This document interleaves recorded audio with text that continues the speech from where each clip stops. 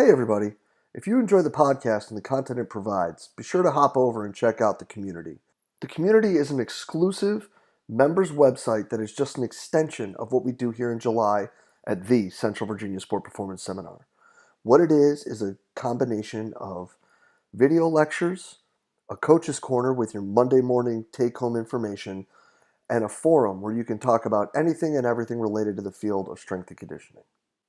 In the community, you'll find content added each month from some of the top practitioners in the world, ranging from PhDs to high-level coaches, bringing you exactly what they're doing with their athletes or their research at the present moment. On top of that, an additional discussion by coaches bringing you that Monday morning information, things that you can add to your training program right away. Tying that in with the opportunity to discuss with coaches around the world in the forum on anything and everything from the topics addressed in these presentations to whatever you're seeing in your daily life as a coach. If this sounds like the right thing for you and your staff, go ahead and hop over to cvasps.com/community and try it out for 48 hours for just $1. If you like it, you're signed up, ready to roll, and you're jumping into all the great content added each month. If not, feel free to go ahead and cancel at any time. No questions asked. We're really excited about what we're building in the community and hope you are too. Go ahead and hop over to cvasps.com/community and check it out today. Hey guys, Katlyn Haycock here from the University of Michigan. Just doing a recording from My Thoughts Monday.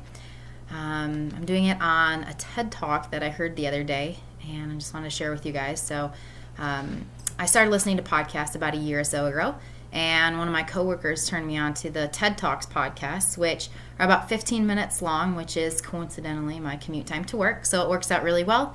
And the other day on the way to work, I was listening to this one, and it was given by a man named John Bowers, and it's titled Why We Should Aim for Perfection and Stop Fearing Failure. I was excited that someone finally spoke up on the topic. There are just too many excellent nuggets of wisdom to not share with you guys. He begins his talk with the quotes, "Perfectionism is an attitude developed in the small things and then applied to the larger job. Also, if you can't do the little things right, then you will fail when it counts." How often do we as coaches talk to our athletes about focusing on the details?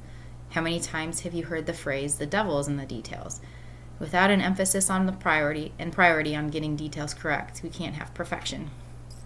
He later goes on to say that being less than perfect has its consequences. While this can seem brash at first, he's pretty much spot on. He emphasizes this with a number of statistics, but the one that's really stood out to me was where he stated that if doctors were only 99.9% correct, then 11 babies would be given to the wrong parents every day. Imagine a world where this was the case. Lots of angry parents. Yes, it's unlikely, but it provides a little perspective on how much of an impact 0.01% can have on outcomes. We see this all the time in sports. For example, Phelps out-touching Kavik by 100th of a second for gold in the 100 fly at the Beijing Olympics.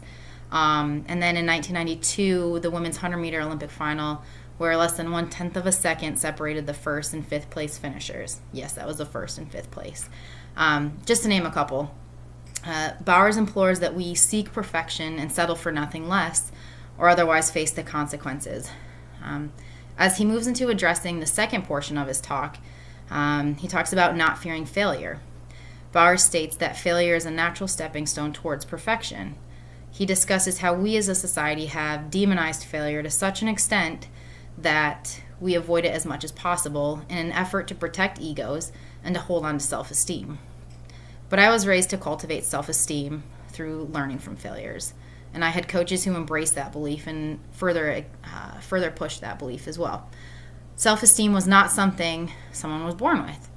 It was a trait to be earned and developed through growth. Growth that occurred through trying, failing, learning from your failures, trying again, and then eventually succeeding. This notion seems to be fading in a world of participation trophies and games where everyone wins. We as coaches want to work with athletes who have a drive to be better and do work towards perfection. Part of why we go into this profession is because we ourselves have a drive for perfection as well. We need to hold on to that drive, and we need to encourage that drive in our athletes that we work with every day. Bowers makes a statement about resting on our efforts versus focusing on the results. Yes, we need to help the athletes find ways to enjoy the process, so to speak. But part of that enjoyment is derived from the impending results. The results of competition shouldn't be feared because there's the potential for failure. They should be excitedly awaited to see if the training plan has worked and to see what the athlete's capable of when faced with pressure, expectations, and other competitors who are just as hungry to succeed. Part of our jobs as coaches is to help the athletes see that there are lessons to be learned from failure, and that failures can at times be more significant for their growth and development as athletes than wins can be. Bowers begins to bring his speech to a close with a few gems, the first of which is that we have a choice to either push towards perfection or lower our expectations. When phrased that way, the choice seems like a no-brainer. However, it seems society is veered towards lowering expectations, unfortunately. Do you think that Roger Federer would have been all right with tying Pete Sampras for the most Grand Slams won? Do you think that Wayne Gretzky would have been satisfied with being the second leading scorer in the NHL? In a word, no. These athletes aimed for perfection and would settle for nothing less. The athletes who have reached the pinnacle of sport would strive for nothing less than perfection. The second of these gems was his reference to the point that no one will reach his or her full potential if we continue to accept good enough or shy away from failure. What if Steve Jobs never reached his full potential, or Thomas Edison or Benjamin Franklin? I know they're extreme examples, but still, how different the world would be. We need to encourage our athletes to push their limits and go beyond good enough, even if they do fail, because failure is good. We can learn from failure, and they can not only be one step closer to reaching their potential, but one step further away from the growing acceptance of being just good enough. Lastly, Bowers proposes a new definition for perfection: a willingness to do what is difficult to achieve what is right. His goals are to make perfection the good guy again, and to encourage people to seek perfection without the fear of failure. We need to do this with our athletes on a daily basis, because not only will helping them understand and grasp and fully buy in to these ideas improve their sporting performance, but it's going to improve their performance in the classroom and in their careers when they graduate and when they move forward and start families of their own. We need to help them as they begin to make their mark on the world. So let's begin or continue to encourage them as always and strive for perfection. Even if the perfection isn't attained, the outcome is decidedly better than just good enough.